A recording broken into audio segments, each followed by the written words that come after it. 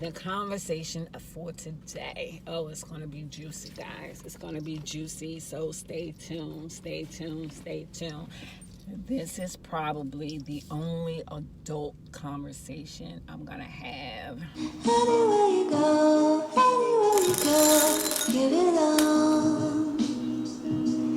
Anywhere you say, anywhere.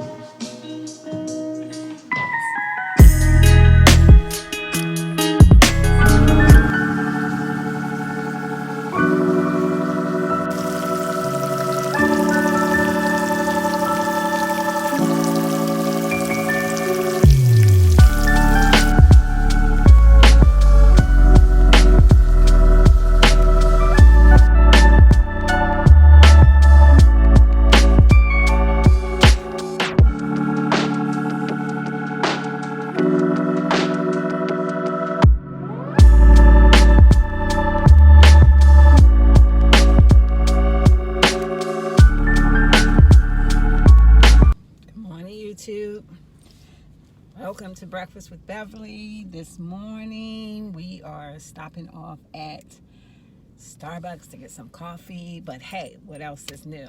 I've done this before. You've never visited with me here before on this channel, welcome. If this is not your first time, welcome back. Dr. Order?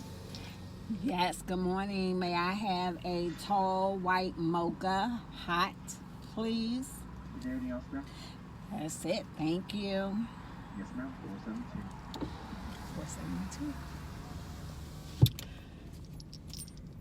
So, breakfast with Beverly is normally not done in the car.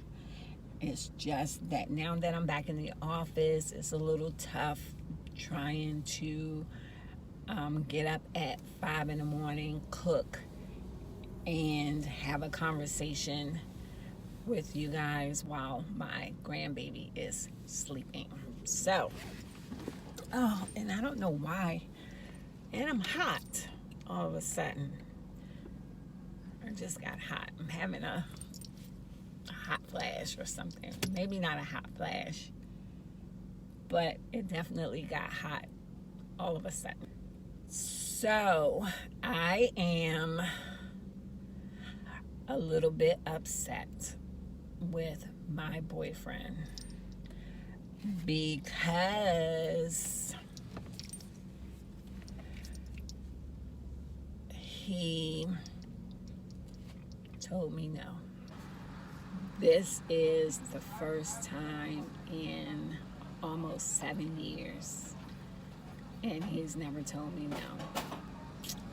All right, and there you are. Thank you. Have a great day. You too. Okay, so he told me no. And, a lot of the times they'll say, men are always thinking about sex. They're always thinking about sex. And if a guy doesn't want to have sex with you, that means he's probably had sex already. So let me just kind of give you guys a backstory. So we live separately, and we see each other a couple of times out of the week. Our schedules are pretty long. I mean, we both work pretty long days. His day is 5 to 7, and my day is, I guess, pretty much the same. I get up at 5. He's leaving out for work at 5, but I'm getting up at 5. And I'm home usually by 6:30. His days are long. He's working till 7, so he's home at 7:30. And so the last couple of days, he's just been really saying, I'm tired. I really got to get some sleep. I really got to try to get more sleep, because he gets home at 7:30 and he may not go to bed until 11:30 or something like that. And then he's up at 5. And so this week, his complaint has been, it's been several days. Like, he's been complaining for several days. I'm so tired. I need to go home and get some sleep. And I get it because I've been there. I've had days where I've just been so tired that I just need to just rest. And so, I tell them, we'll go home and get some rest. I'm not going to bother you, blah, blah, blah. And one of the days that we normally spend together was the day that he said that he was tired and he just wanted to go home and rest. So I said, okay, I'm not going to bother you. But now we're like 2 days later and he's not complaining of being tired anymore, right? So I said, okay, well, I'll be over there later when I get off of work. And, he just was like, well, I'll come over to your house. And I was like, well, but I really want to come over there. And, he didn't make a big deal out of it, but he just kind of brushed it off. And he's cheated on me before, so I'm a little sensitive to things that just kind of change suddenly, I guess, because I feel like in the past when things just didn't add up, or when I get these feelings, that generally I was, pretty much on track with what I was thinking.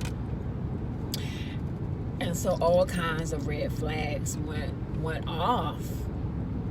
And this was the first time, like I said, the first time that I've ever said, I was coming over, and then there was just like no response. I'm going to give guys some credit because I know that sometimes, depending on what they have going on, that they're not really focused on sex, so they're not really focused on being with a woman. Like, if your money isn't right, you're not right, you're not happy.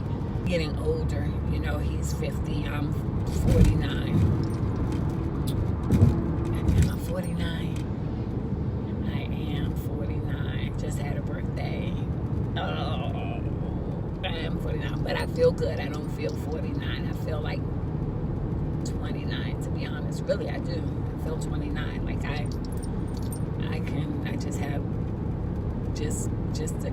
I'm just a kid at heart. A lot of playful energy. We've been working really, really hard to better our relationship, and actually it's been better than it ever has been in the whole 7 years. Like, this past year has really, really been good. And he's still surprising me with just how good things have been. We've been getting closer, we've been talking more, we've been spending more time together, we've been connecting in a lot of ways. And part of me is just saying, trust the process, that things are getting better. He's moving away from some of those old habits. And then there's the other part of me that says, these kinds of things don't change. Once a cheater, always a cheater. So I'm kind of on the fence with what's, we've just kind of been, I don't know, ignored. Is that the word? Because he really didn't say no. He just didn't say, well, baby, I'm home. You can come over whenever you want. And so, whenever you get here, I'll be here. Like, there was no conversation like that. So my question for you ladies is, has this ever happened to you? And for you ladies in a long-term relationship where,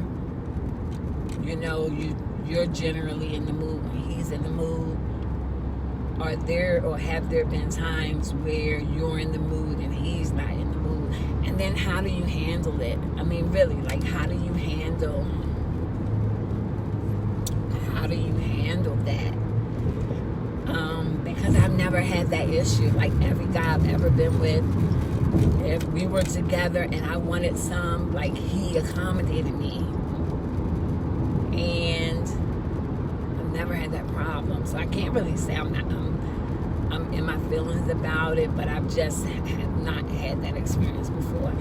And that may be somewhat unheard of, because you're probably thinking you're 49 years old. I'm pretty sure that there's been a guy not wanting to have sex every single time, and I've never had that experience before.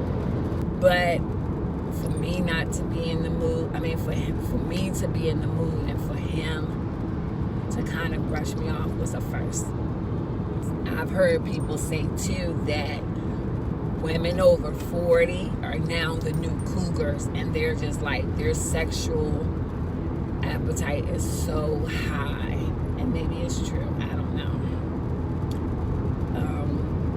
But anyway, that's my time. Thanks for tuning in. Before I go, I'm going to give you something positive. And the positive thing about this is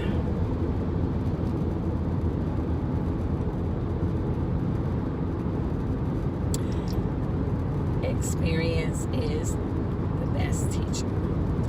Thanks for watching, and I'll see you guys next time.